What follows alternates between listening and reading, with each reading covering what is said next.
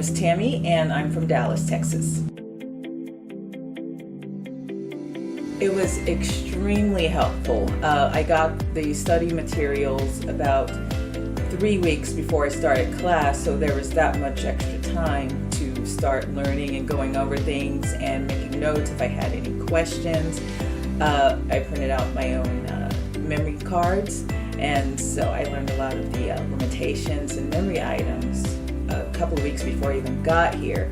So that put me in a better position to be able to learn once I started here. And the Zoom classes with Luis, those were great. That enabled me to first get to know him as an instructor before I got here. So there was already a rapport before I even got here with Luis.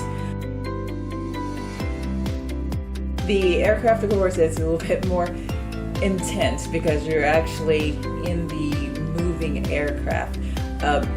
But as far as in the simulator, the procedure is the same. The procedure is always going to be the same, but the feeling is more intense. But because I did have simulator training, I knew a little bit better as to what to expect, so I wasn't completely overwhelmed in a real airplane.